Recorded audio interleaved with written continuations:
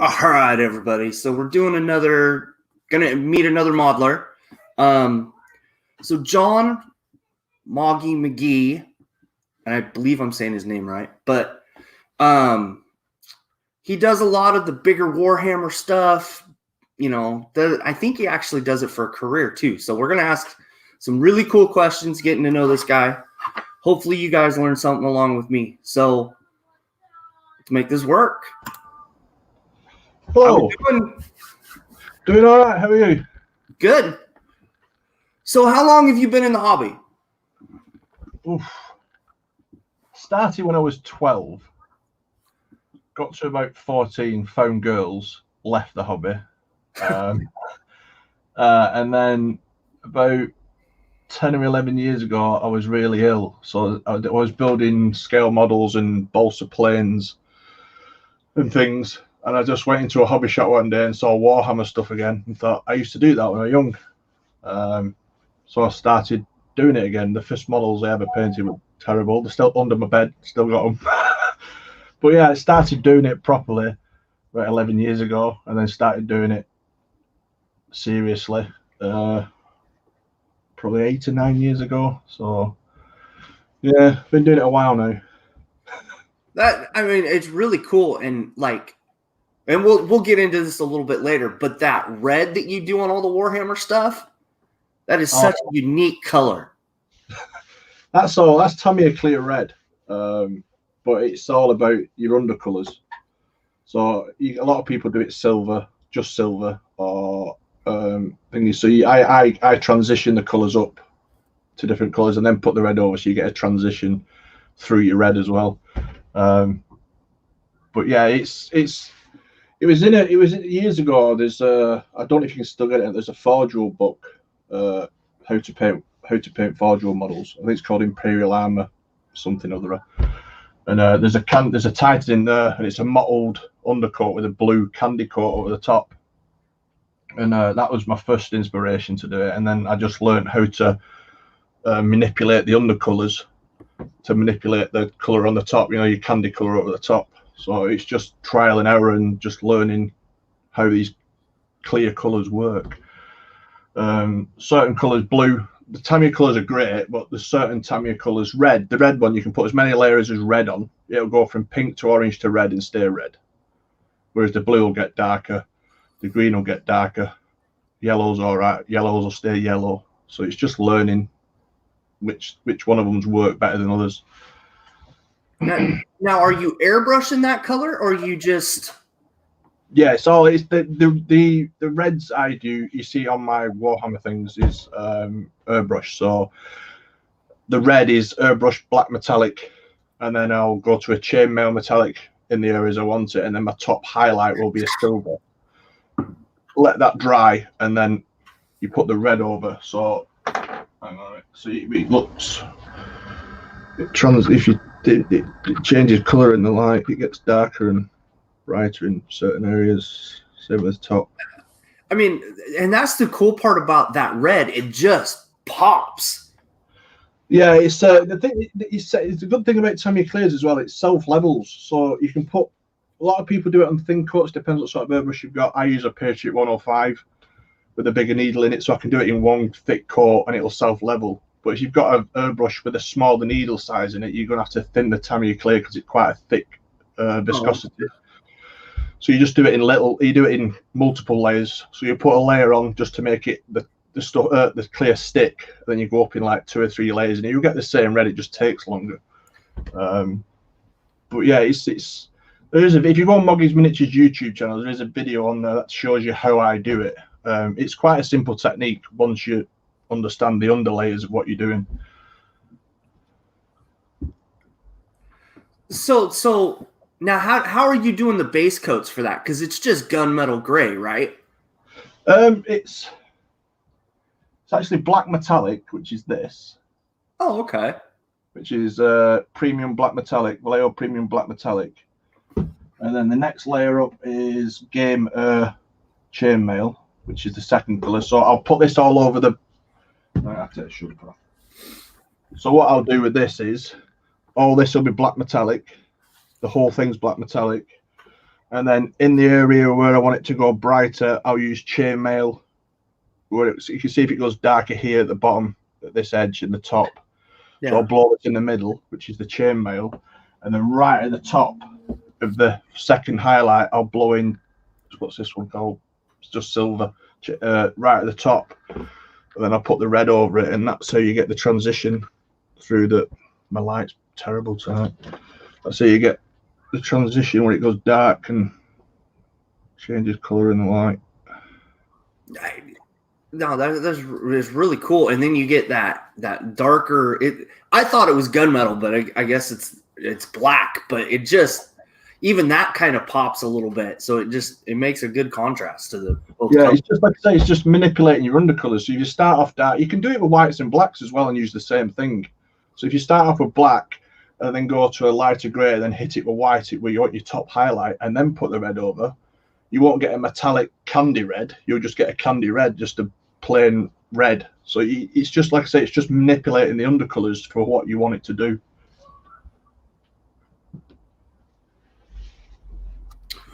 So so you do obviously a lot of Warhammer figures. What is your favorite Warhammer figure? Favorite Warhammer figure? Well, I do a lot of Warhammer, but I'm mostly a Horus Heresy nut. So it's mostly Forge World models I paint. But my favourite things are the really big kits. So probably my favourite one be Titans, probably a Warbringer or a Warhound are my favourite ones. Yeah, anything big. So since you brought up the Warbringer and the Warlord Titan, how is the resin on those stuff? Is it really a pain in the ass like everybody talks about, or is it depending on the kit? Depends on the kit. The new, like the Warbringer and the Warlord were 3D sculpted and 3D printed and then cast, so they go together a lot better than say a Reaver or a Warhound, which was scratch built and then cast. So them are a bit more of a pain than the bigger ones. You've always got fitments issues, or there'd be a piece that's warped, so you get your heat gun out of your hair dryer and straighten it and stuff like that. But yeah, it's the time. I'm not a fan of plastic models because I've got to take all the mold lines off. I'd rather sit there and bend and warp and scrape resin because it's easier for me. But any kits, Forge World kits are a pain in the bum anyway.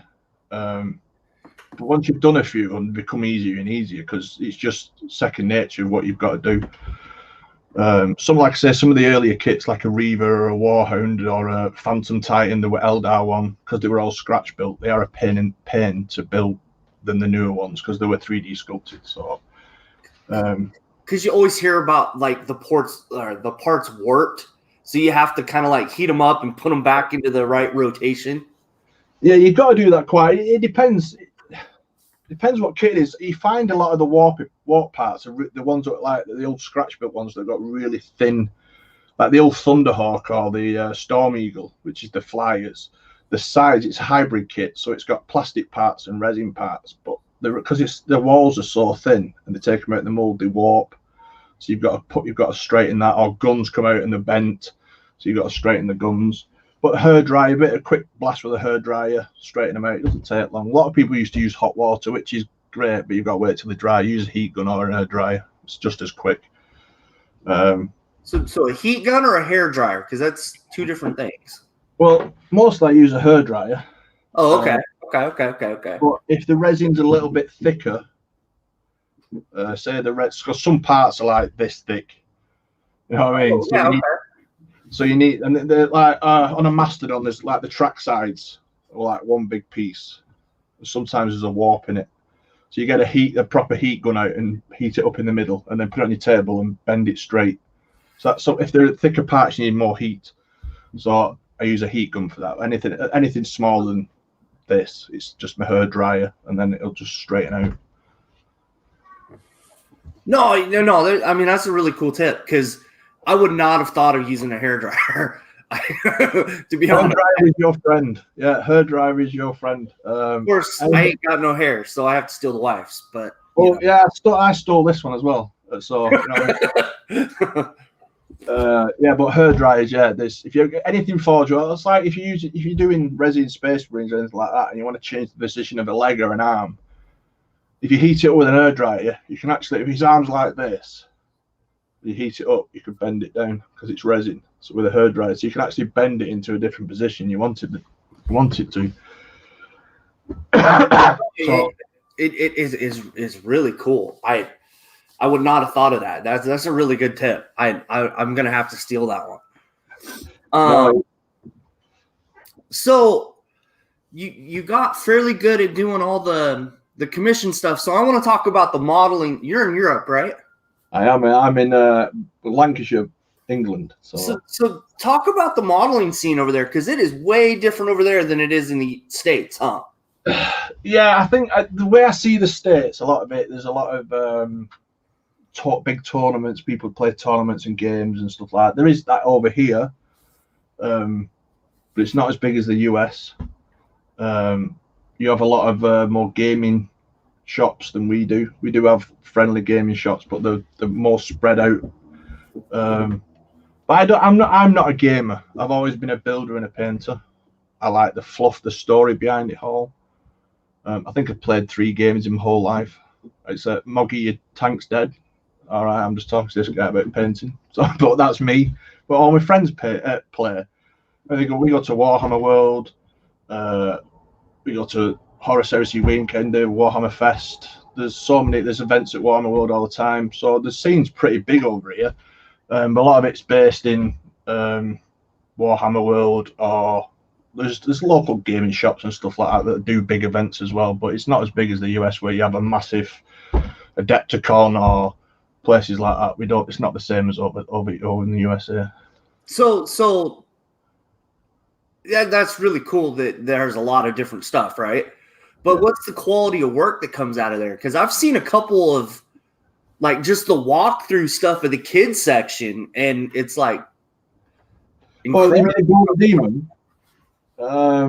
There's a lot of very good painters over here. I'm not saying there's none in the US, because there is. I follow a lot of US painters, but especially in the Horus Heresy painting, what I do, people seem to spend a lot more time on the models. I'm not saying 40k people don't, because they do, but it just seems they do. In the Horus Heresy, they seem to spend a lot more time on the models. It's just, and the kids, it's like if you go to Golden Demon or anything like that, the kids, I've seen some of the kids painting these days have like blow me away, and they're like 12. Do you know what I mean? It's like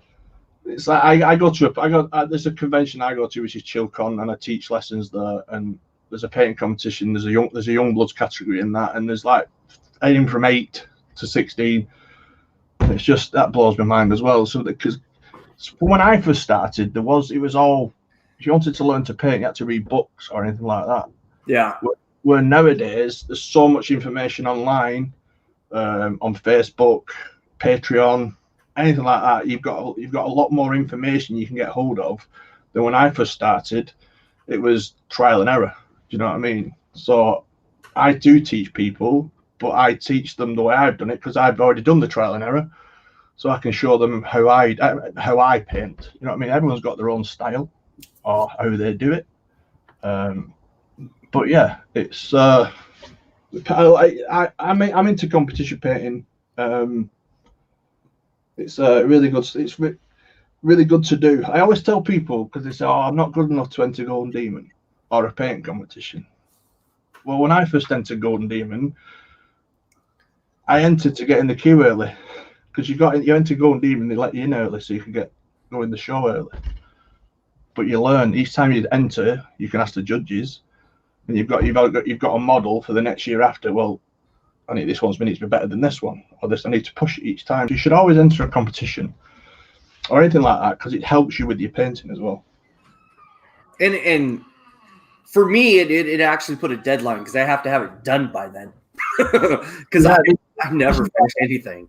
Yeah, a lot of me and my friends have been lost since the coronavirus thing came out, because normally we do 8-9 events a year, and I go to Holland to a painting competition and places like that. And for the last 2 years, well, this year they're all cancelled as well. So there's no motivation to paint for a competition because there's no competition. So it is different. Yeah, it's very weird, but deadlines are good. I mean, and it's really cool that all the kids get into it. I wish that was more here, but video games seem to rule the world. Yeah, it's GW over here. I've gaming. They do, if you're in the Cubs or Scouts or schools or anything like that, you can apply to Games which I forgot what it's called, but they'll send out models, paints, and stuff to all these clubs and schools, so they can have a club and teach kids to play the game, because it's all mathematics and distances and stuff. So it's good to learn. Oh. And Well, so yeah, they get models. They have a league. You know what I mean? The school league, and they can go to Warhammer World and go in the museum for free. They do a lot over here with the kids. GW do anyway. It's really good. Like you go into the local games workshop down the road, take your kid in, they'll sit you down, pay a Space Marine, they'll play your game. You know what I mean? And then they'll try and sell you something. But before that, they will. No, I mean, here in my area, I have one hobby shop. There's 2 craft stores, and there's like 7 of the figure shops. They're not. I don't have like a Warhammer shop, but I have like they have comic books, game boards, and it's not just one thing, but it's all the board games, and there's 7 of those now. I guess apparently there's going to be another one opening sometime this year. It's the end thing to do now, isn't it? Board gaming, Dungeons and Dragons, playing Warhammer. I think this pandemic's helped as well, because people have been at home and they've started playing board games and playing all sorts of things. So that's why these shops are getting. There's a lot more shops popping up. Where I live, there is a GW. A model shop. There's a GW and a model shop, but my local GW shop is normally Warhammer World, because I'm always there. But yeah, we don't have a lot of gaming stores as such. Most of it's online over here. You buy things online. So what's Warhammer World like? Warhammer, if you're ever going to come to the UK and you do what we do, Warhammer World's amazing. There's obviously, you've got a Forge World shop, you've got a Games Workshop shop, and you've got a Black Library shop. You've got a massive gaming hall, which is it looks like a castle inside, with the flagstones with tables and stuff. So there's then you've got Bugman's Bar, where they have their own beer. You can have lunch and stuff like that. But there's a museum, which is like 5 different rooms. At the end one, there's a massive double-story diorama. It's got, I think it's like 30,000 Space Marines on it, and Titans. It's massive. But it is one of them places. On an event day, they open more of it up on event days, because they have different things there. But it's one of them places you've got to go. It's really cool. The museum's amazing. You've got stuff from right from the beginning of Warhammer right out to the present day. But there's just models upon models, displays, dioramas, everything. So it's really good. You can spend a lot of money there, which I usually do, because all the shops are there too. But it's one of them places you've got, if you're into Warhammer or modeling as such. Warhammer World's an amazing place to go. And you see a lot of the staff walking through, some of the sculptors or painters or whoever, and you can stop them. They'll sit down and talk to you. It's really laid back in there. It's good. So what's your preferred army, right? Like Space Marines, Orcs?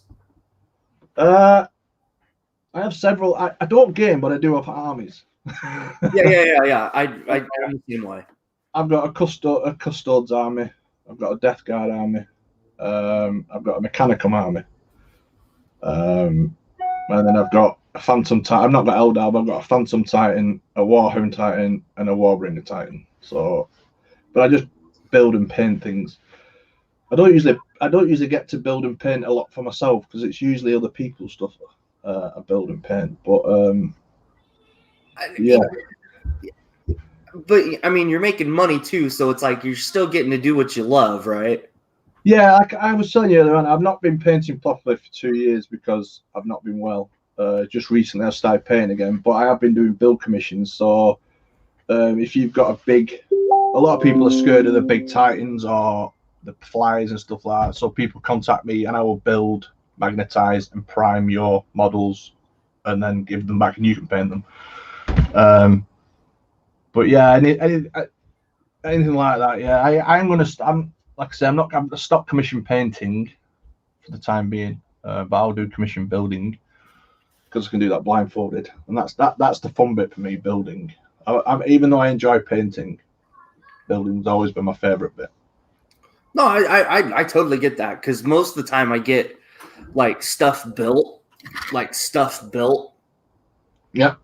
You know, and then it sits in primer for like 12 months.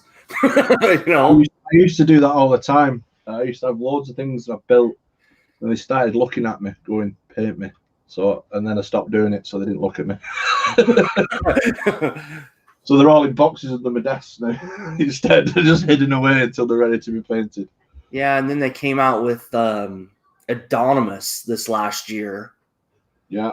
That I found one on such a good deal, I couldn't pass it. Like, I was like, "You're selling that for how much? And everybody else is selling it for this much? Oh yeah, I'm taking that home."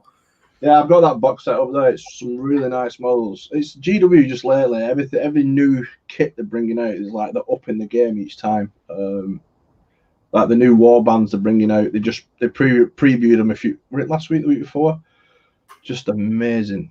And I'm not a fantasy guy, but there's some vampires that they're bringing out, and that I will be painting them. So they're amazing. Absolutely. Do you like how they're doing all the figures now, where they're putting the joints in, so it's not just like the shoulder pad or the arm against two flat pieces? Well, the box games, like Indominus that came out, are push fit models. It's like you could always get like box sets for 3 Space Marines. You got 2 paints and stuff. They're always push fit models. But if you wait a few months later, they bring out a multi-part kit. So it's the same idea as the old kit. Do you know what I mean? You can put different arms or different weapons and things. I do prefer that because I like converting and making my own version of what I'm doing. I'll buy a really expensive model and hack it apart and then make it the way I want it. Do you know what I mean? But yeah, if you wait a few months, like the Dominus came out, then the same figures came out after that in their own single boxes, but the multi-part kits. So you can have different weapons or different arms, or they can have different positions of stuff on them. But I'm the old school. You know, I remember when I first started doing it years ago, they were all metal models, and if you wanted to convert one, you had to get your saw out and cut through metal and green stuff, and terrible. I'd rather have plastic bits that I can glue together, or resin bits I can glue together. I could see that being a pain. I can understand that. Yeah. It's old metal models. I've got in my loft. I've got thousands of old metal models. I love them. They'll never be painted. They just sit there because that's just cool. There you go. Yeah, that's really cool. The one thing that I like about Warhammer is each army is really different. It's not, or each group of Space Marines, if you do it right, you can do like 12 different armies with 10 figures apiece. Yeah, we were discussing this with friends last night. The story, GW's been going, what, 35 years? So the story about Space Marines or Orcs or Eldar or anything, the backstory has been filled out so much. You can actually pick from a book or anything like that, pick a subsection of an Eldar army and do that. Do you know what I mean? Or you can do salamanders, or you can do, there's all sorts. It's like in horror series, there's this thing called Black Shields, which is Space Marines from all different legions that on Esteban they all get destroyed and there's certain survivors, but you can make an army of all these different Space Marines from different legions. So you can actually have loads of different coloured Space Marines in one army. But that's what's good about 40k Age of Sigmar or Warhammer Fantasy, it used to be, there's so much history and backstory. You can always find, if you look, there's always some part of it that'll intrigue you and then make your imagination float, and that's what you want to do. That's what's really good about Warhammer.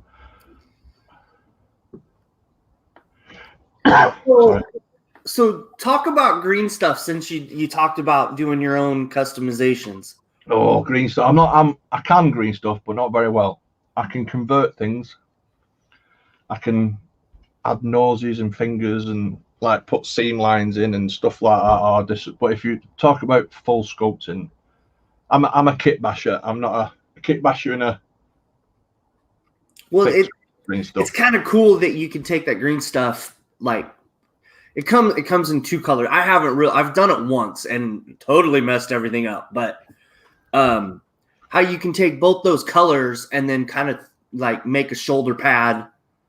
Yeah, it's really cool. Yeah, I usually, if I want to make a duplicate of something, I'll make a little mold and cast it. It's easier. But green stuff's really good. There's green stuff, there's grey stuff. There's different properties. I use a lot of epoxy sculpt because it's what you can clean it with water and smooth it out. But green stuff is, you can either use to smooth it out. What you want to do when you green stuff is you put it on, let it sit and dry for a little while. Because if you start pushing and manipulating it while it's still fresh, it sort of spreads and it makes the detail disappear. So if you let it harden a little bit, you can push and stuff and it'll hold its shape. But if you make yourself, this is made out of needles in a wooden, so I've flattened out a needle and made it into a little spatula. No, those tools are so like they're expensive. Some of them are expensive, but they're well worth the money. Oh yeah, cheaper stuff.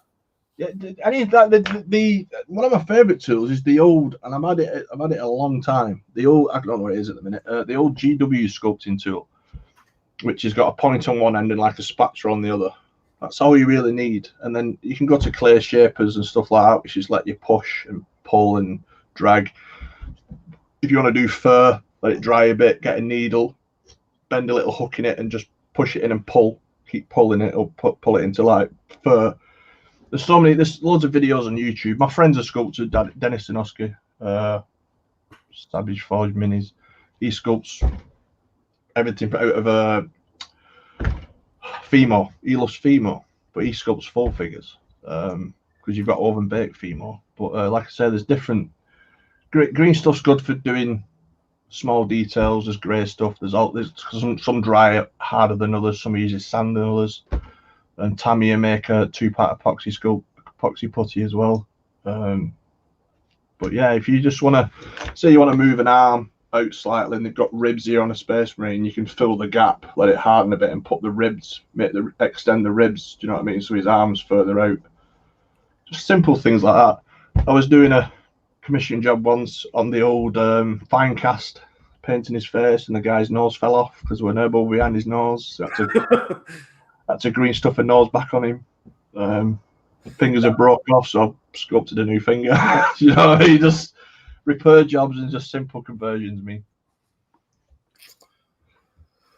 No, I mean that's really cool, and even the sculpting, Sculpey or whatever it's called, that it's just the possibilities are endless with that stuff. And so it's like I said, my friend's is a sculptor, and some of the stuff he does is mind blowing. Out of just Fimo, the kids, the clay you get kids Fimo. It's called Fimo.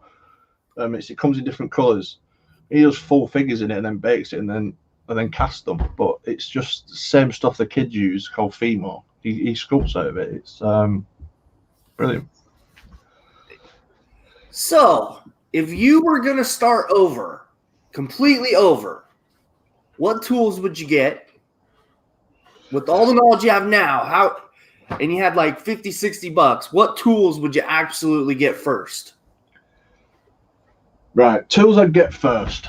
You want a pin vise or a little drill, because sometimes you need to pin models. You want a pair of clippers, You can get a cheap pair of clippers from a craft store.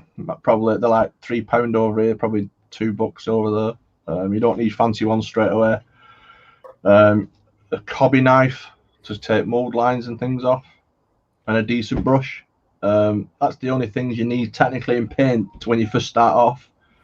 It's only when you get really seriously into it then you. I've got lots of tools, but I've also spent 10 years collecting them. Do you know what I mean? I've got it's ridiculous. But to start off, if someone to start off, need some paints, a brush, a hobby knife, clippers, and sanding sticks. That's another one. You got to be sanding sticks. So do you actually use like hobby ones, or do you go to like a nail shop or fingernail shop? And these ones are for nails, which is just normal nail files.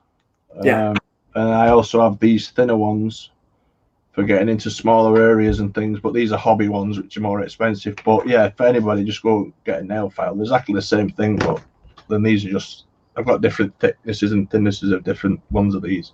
But that's all I use, just nail file and a hobby sanding stick. I prefer them better than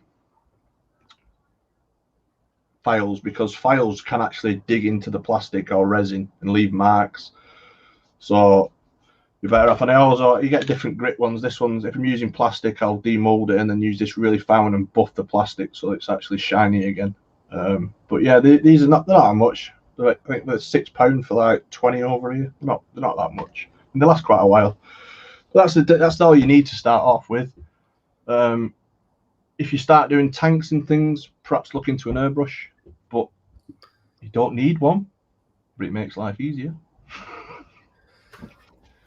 So do you do the box army, or do you buy individual figures? Because I know with Warhammer over here, we save quite a bit of money, like buying like the Anonymous set instead of each figure separately.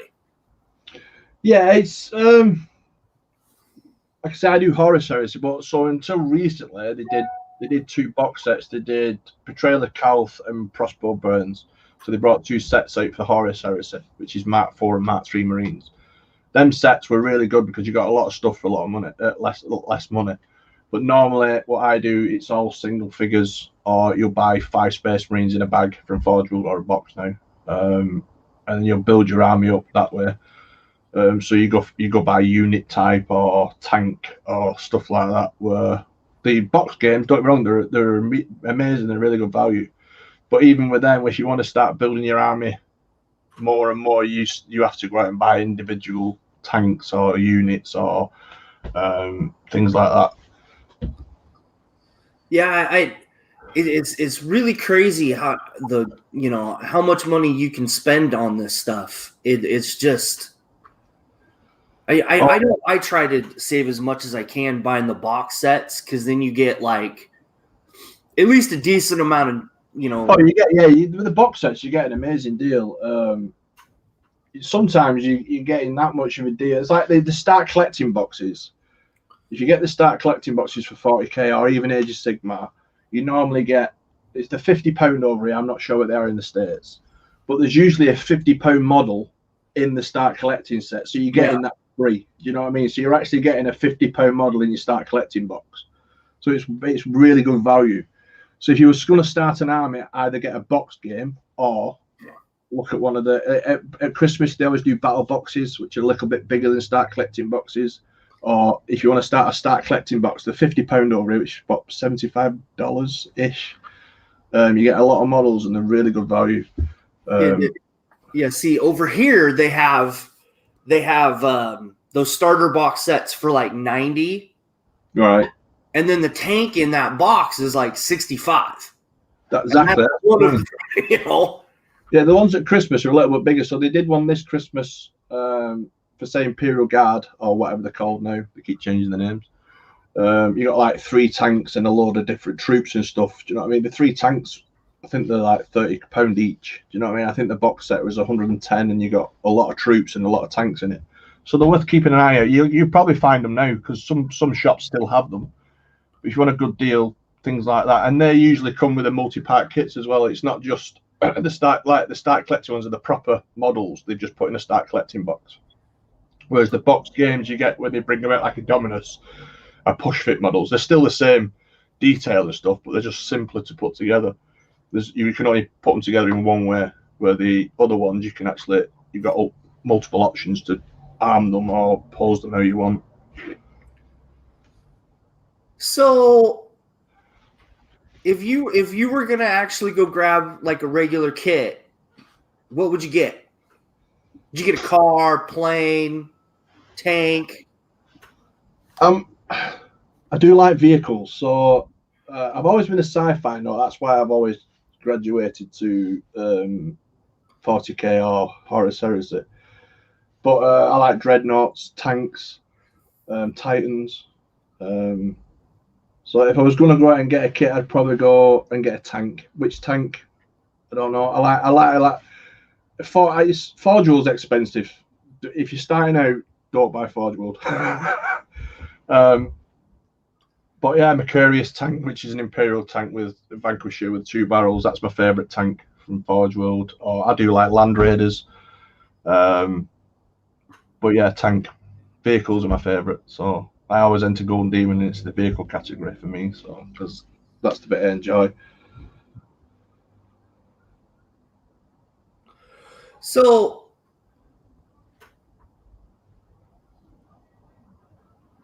there's all kinds of different Warhammer stuff, but now you have to you get all the figure all done. Now you have to work on that base, right? So how's kind of your method? Do you just go grab a bunch of scraps, or with the just go with the standard black base? Yeah, it depends. It depends what you want. If you can actually buy bases as well, really detailed bases. But what I do, I usually build the model and put it on them. If it's just a standard troop, you can get texture paste and stuff and put it around the feet, and then add skulls or rocks and stuff to it. But if I'm doing, say, a diorama piece, I'll build the base and then make the models fit the base. So it depends which way you're doing it or what you want it to look like. So if you're doing this dreadnought stands like this, before I did the dreadnought, I built the base. So his back foot actually sits on this bit, and his other foot's here. So it sits so it was build the base first and then build the dreadnought to fit the base. But depending on what model is, so some kits are more pausable than others. So if you're doing a Toe Riptide or an Adeptus Titanicus Warlord, the little ones, the legs move and stuff like that. So you can actually build a base and then pause the Titan onto the base. But if it's standard troops, normally I don't do elaborate bases for troops and things. I use a lot of Vallejo grey pumice, it's called. And it's like it's like pumice in a resin thing. You just put it on and then it like dry and you can paint it. But I put a bit of cork down first. If you want different layers, put a tiny bit of cork down and then put the pumice over the top. So it sort of, you get like, we call it a command rock when the foot's one leg's up on the command rock. Do you know what I mean? But cork's really good if you want to build different layers and stuff. You put cork on and then you can hide the fact that it's cork, because people used to dry brush it and make it, which you can do, and it still looks good. Don't get me wrong, but if you hide that it's cork and you make it look like a rock and soil and all sorts, there's all sorts. And then you've got plastic cards or plastistruct. So you've got you can buy cobbled street plastic card. All different shapes, girders and T-shapes and H sections. So you can put rubble down and put these, because that's what Forge World's old bases used to have, all that things. Like it was all plastistruct plastic card, and you can paint it all rusty and have it coming out of get a tube and make a pipe, and then put like it looks like water's coming out of it. And there's so many different ways of doing it. Yeah, I've been going down the rabbit hole and buying up all the army painter stuff. I mean, Tufts. I love Tufts. Tufts are really cool. Yeah. I went down that route. Now I just got to figure out, how I'm going to turn that into that, That's going to be the next. GW make texture paints, so you can get crackle ones that it's like a Mars coloured earth, and then when you put it on, it cracks, so you get cracked earth. And they do summer gravel in it, which are expensive for a little tub. It's like £5 odd for a little tub. If you go to Vallejo or even Ammo or AK and stuff like that, they make big tubs of it for probably £6 odd, and you just use that. They're called texture pastes. Instead of, a lot of people used to put glue on and then put sand on it and let the PVA dry. But you can get pastes that are already coloured. You put it on and let it dry, and you've already got your base colour on your base, and then you can just go nuts with pigments and things after. Yeah, I've got one of those. I haven't tried it yet because I figure I will, once I start doing this a little bit, I'll try that. But here in the States, you go to the hobby store and it's called crackle paint.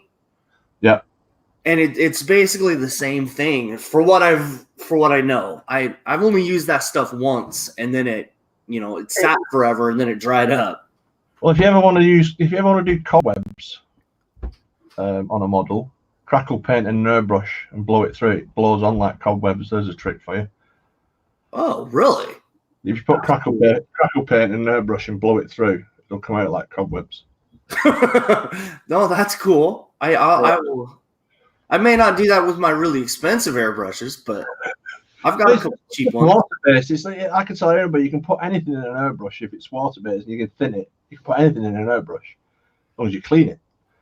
Look, I have the Posh H, right? Yeah. Some of those furniture companies, they use that airbrush with their texture glue for when they're putting the fabric on the cushion. I tell everybody, it's like there's certain paints, like there's the Vallejo liquid golds. You're not meant to airbrush them. It tells you on the pot, don't airbrush them.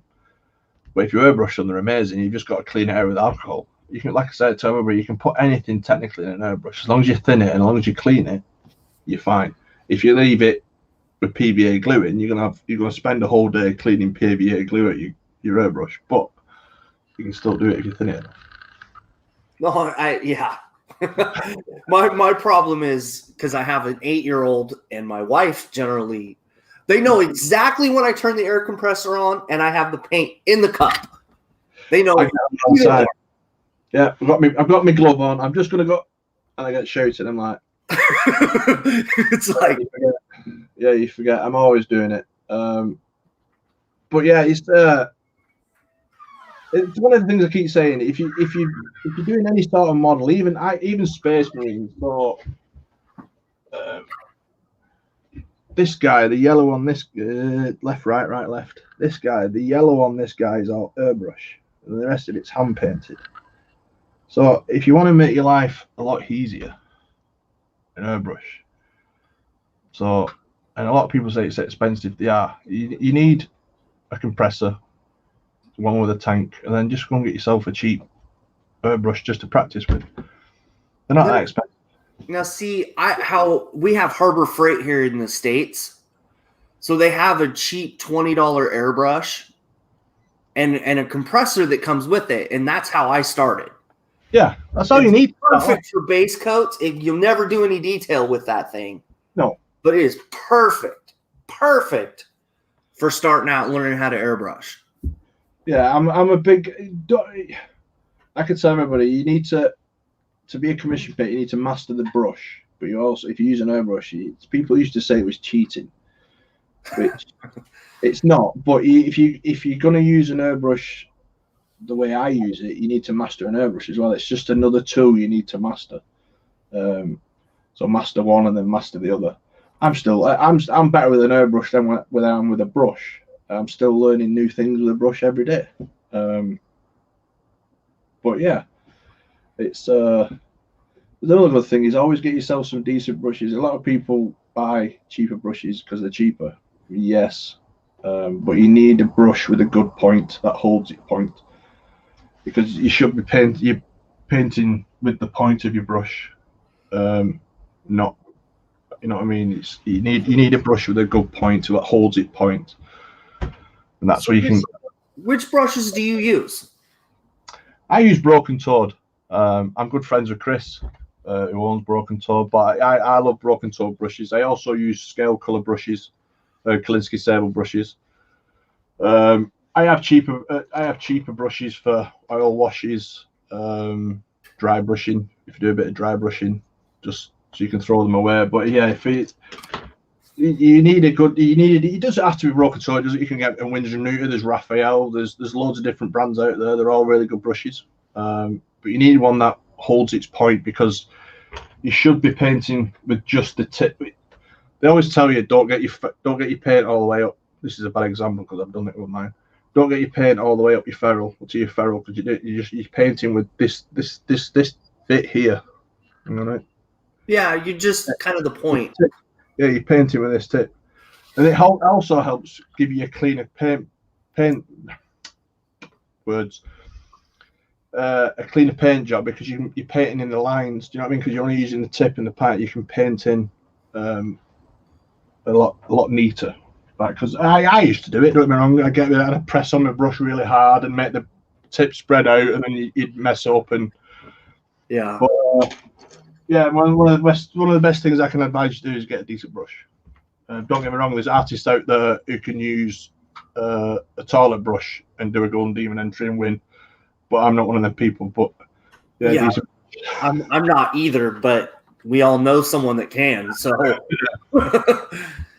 no, it's just it's kind of like paint now, right? There are so many different companies now that make paintbrushes. Yeah, it's absolutely crazy. And then you have you can go to the craft stores and get the starter kits. They're really good brushes for I use them for oil washes or dry brush and things like that. I do use them brushes, but if I'm doing brush collection, you know what I mean? There's just it's worth having a decent brush. Can't put that back; it's just much off. But yeah, it's like paints as well. People always ask me, "What if you had to choose one paint company to buy off? What paint company would you buy?" Games Workshop's amazing. Don't get me wrong, but the pots are terrible when they dry out. But if I had to make a choice, it would be Vallejo model color. You've got so many different colors in the range. You can thin them, you can airbrush them. If I had to choose one, I have paints from every company probably existing. I'm a bit of a paint collector, but mostly I use Vallejo. So yeah, if you had to choose one paint company. See, now I started in using the craft paints. You know, the apple barrel, the Bogart, and then I was going through and I'd go into the stores and I just grab a GW color, Army Painter, Vallejo. I think the other one was Model Master. They have the little bitty bottles, I think, of acrylic paint. It may not be Model Master, but we don't have a Model Master over here, but I know what you're on about. Yeah, we have Revel, and we used to have Revel, and well, we still do, I suppose. Revel and Humbro. That's the other ones. They were enamels. But yeah, craft paints. A lot of people start with craft paints. The difference between a craft paint and a miniature paint, or what we use, or I use, is the pigment content, or how much you can thin it. Craft paint's quite transparent. If you've noticed, when you try and put it on a model, you can see through it, and you've got to put layer upon layer upon layer to get it a solid color. Whereas a miniature paint is a slightly more pigment count, so you can thin it down, it'll still hold together, and you can still put you still have to do 2 thin coats, as Duncan used to say, but there's more pigment in it, so it's easy to paint with them. But craft paint, you can paint with craft paints. I use craft paints for dioramas or bases and things like that, because it doesn't really matter on a base or anything. But like I say, you can use them on models, but you will find it easier if you use a model paint. Army paint is good. They're all good. Don't get me wrong, they're all good. For me, the model color is an easier, because it's quite a thick paint, so you can thin it down a lot. It goes a long way for your money. Yeah, and so I started with all that stuff, and then went to Army Painter. Army Painter is the one I chose because it was more like that, and I could get a bunch of stuff done with it. It is just Army Painters. I really like. I really love Army Painter washes. Yeah, the absolutely. The washes are like the old GW washes, where Devlin Mud and some of the older ones, when GW switched to Agrax Earthshade and that, they used to call it Liquid Talent. Devlin Mud was called Liquid Talent, which is Army Painter then did their version of it, which is Quick Shades. One's called, I forgot the call, but yeah, I love their washes. Amazing. No, yeah, it is. It's crazy. It's just crazy when you go down that rabbit hole. Yeah, it's models. The thing I can tell to models is tell people, and they do, because I used to show people how to paint by doing demos. Now it's hard to show somebody when you're doing it, so you can watch as many tutorials and things as many as you want. And that guy's been doing it for 10 years. You're throwing in tutorials, he's not going to look the same as that guy's. So all you've got to do is practice. Yeah. It's all practice. People say, how'd you get that good? Well, we didn't just born that way. We put hours and hours of practicing. It's just all practice. Even if you mess one up, strip it, do it again. It's all practice. Don't get. I also tell people they'll get so far into a paint job and they go, oh, this is terrible. Well, my suggestion is finish it, because it might look terrible now to you, but when you've completed it and you've done everything, it probably isn't going to be terrible.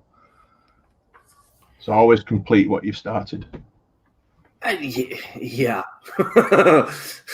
I always finish a figure, or start a figure. I don't know if I finish too many.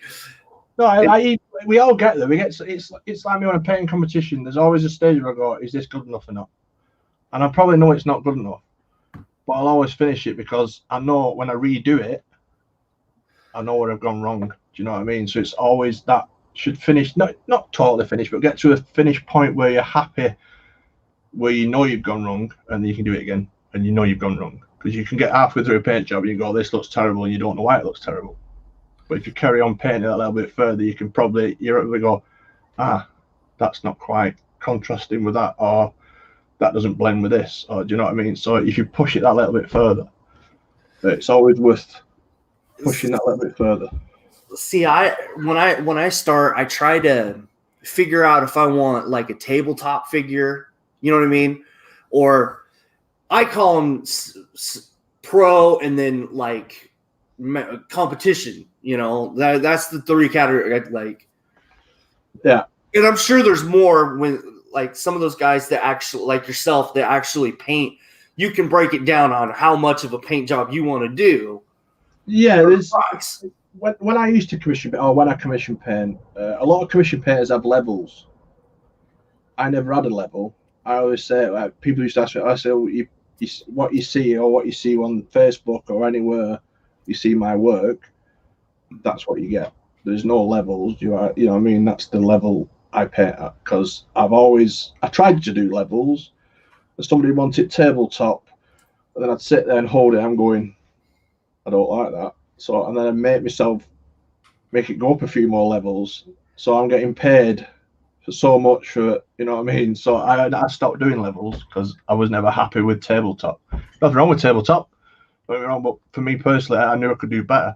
So it just frustrated me that I didn't, so I stopped doing tiers. But a lot of commission painters do tiers, and there's a lot of amazing painters out there.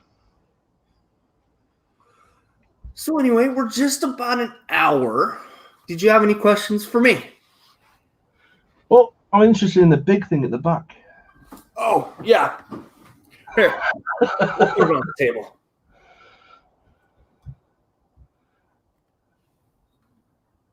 All right, so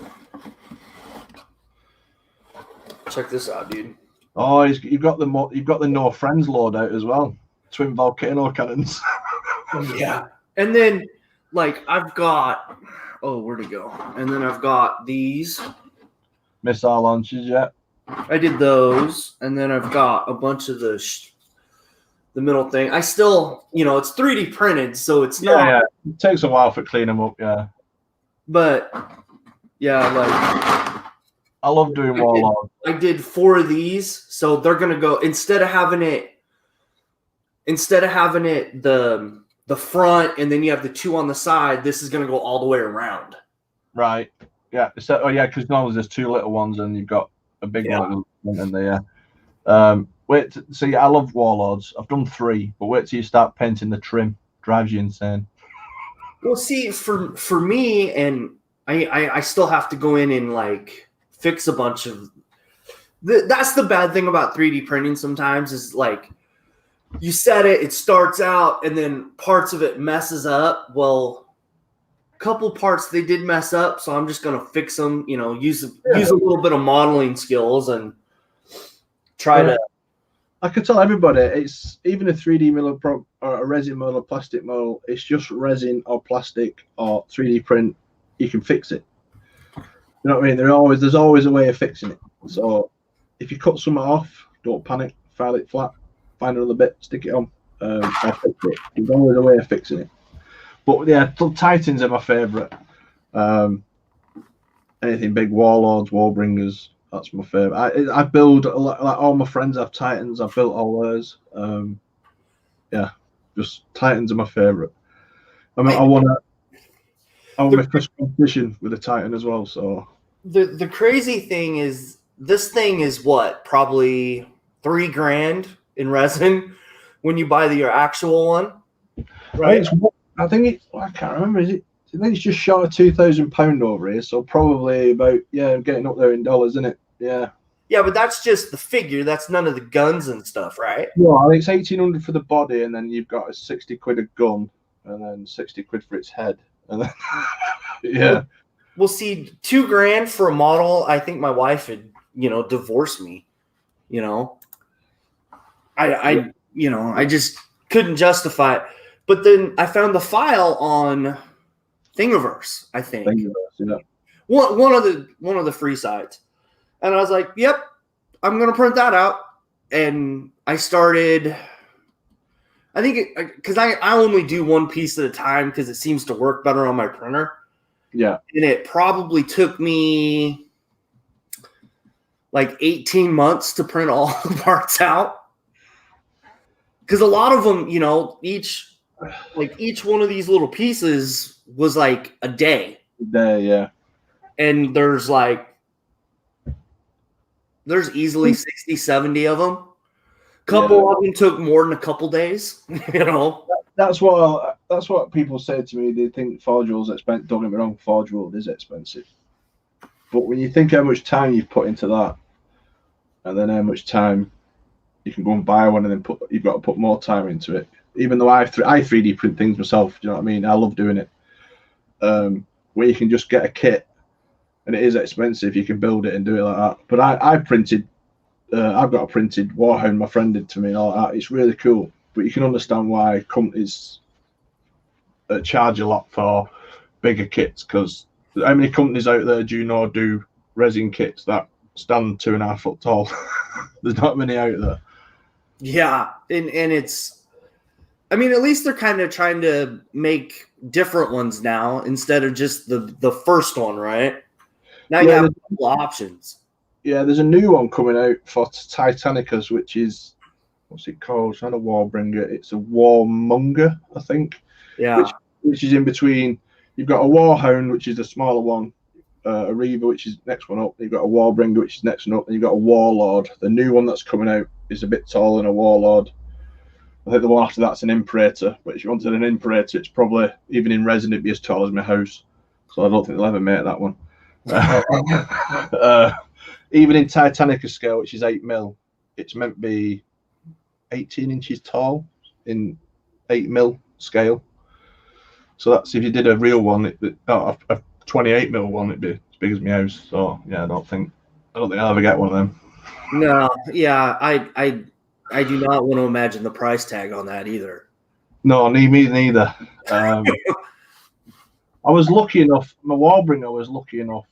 it was a commission. I painted it. I won a competition with it, and my friend gave it me because I always said if I won a competition, I keep the model. And it was a commission. It was a commission, so I couldn't keep it, so he gave it me. So I actually own that Titan because a friend gave it me. But I couldn't afford buying a Warbringer or a Warlord. Quite expensive. Well, I mean, just in filament for the printer, I used 6 rolls so far to print that one, and I didn't print everything out either. 6 rolls. What's that, mate? What are they, like $20 a roll? Not bad. Yeah, easily at least $20 a roll. So it's like under $200. $200. That's what I mean. It's amazing. So yeah, that when it's complete, I obviously want to see it when it's complete. It's going to look mint. There's some really cool stuff out there. I work on it a little bit here and there because I want it to be like one of those things I take to like one of the local shows and just sit on the table and be like, here you go. Yeah. I want it to be, somewhat decent. So I work on a little bit here, a little bit there, a little bit here. Yeah, they always draw a crowd in when you put them on a table. I was like, it's like a crowd bringer. They're actually really good. One of the groups that are near me are really getting shows on the regular, and I've gotten really involved with that group. And I was showing them this, and I was like, yeah, I'll try to have that. It was supposed to be last March, but yeah, things happen. And all that stuff happened, and then I was like, I'm just gonna put it off. I'll put it off. I'll get it done. I'll get it done. And now I'm still sitting here with it halfway together. And yeah, I did that. It's in my bedroom at the minute, but I got the D'Agostini Millennium Falcon. Oh yeah, I was doing that for a show. It's all painted, and then coronavirus happened, and then it's just been sat on my wall, all lit up at night. It just sat there. I don't think I'll ever go to a show. It'll just stay where it is now. Well, and that's not a little thing either. Oh no, that's yeah. It's about 3 foot long by about 2.5 foot wide. It's massive. But I mean, that's the cool thing with doing bigger stuff is it's just you don't have to like eye strain to do like the Transformer stuff, Yeah, that's why I stopped commission because I have the shakes and my diabetes affected my eyes. So the smaller stuff I was struggling doing. Bigger stuff I can still do because it doesn't take as much hand control or whatever. Because I've got to really tense myself to paint details now. But the bigger stuff, yeah, I love doing. That Millennium Falcon, I was going to make it to a coffee table, but it'd probably fill my whole front room up as a coffee table. So it's just going to stay on the wall. No, I totally get that because, and like the model kit that just came out last year, I think the new Titanic. Oh, that's about. There's no way that is nothing but a coffee table. No, that's what. Some of these models are amazing, and I love them. And I just think, I'm going to put it. Like my friends buy me the big Lego kits. Like I've got Slave One and a Y-wing. They're massive. And I'm like, I build them, and I go, I'm going to put them, so I just hang them on my wall. They're amazing, but you start slowly running out of room to put these things. Like I said, bigger models are my thing, but I'm slowly running out of. I need to extend my cave again. I think I've got a bit more room. I can go that way. Yeah, it's kind of the catch-22. Like my brother moved in with me, so I lost my hobby room. Mm-hmm. So I moved out to the garage. Well, there wasn't much out here when I first started. Now there's an old kitchen table, 3 workbenches, 3 printers. Well, you asked me how people what should get tools to start. I started with paint, a brush, the same things on my coffee table. Then I moved into the spare bedroom, ran out of room, and I built this. And I've tidied it up for today because I was on stream. But yeah, this is too small as well. This is 13 foot by 9 foot wide, and it needs to. I could do with another 8 foot that way and be all right. Yeah. Yeah, that's why I'd love to live in America because you've got more room than we have. You can build bigger things. try to convince the wife every day that we need to move to a bigger house, but she doesn't want it. I've got family living in the States, but I always said to them, if I had a house in America, I'd build a massive barn or a massive garage and just have it as my cave. It'd be amazing. Well, I live in a terraced house, so a little house, a little garden, and this shed fills most of my back garden up. But I can't go that close to the back window. But not a lot of room in England. Well, so anyway, thank you for coming on today. This has been a lot of fun. I've always really liked your work and the stuff that you do. You know, but I wanted to at least say thank you for coming on, and it's been really fun. That's it. Come on. I don't do these very often, so it's good to talk to people. So yeah, if anyone's got any questions for me, just call me on Facebook or Instagram or whatever. That's fine. I'm always happy to help out. So anyway, I'm going to end this, and I'll talk to you once we get offline, okay? No worries. So that was John. Really interesting guy. I learned a lot today because he gave a bunch of tips, and is still learning how to do this hobby, one episode at a time, I guess. And we will see you next week. Bye.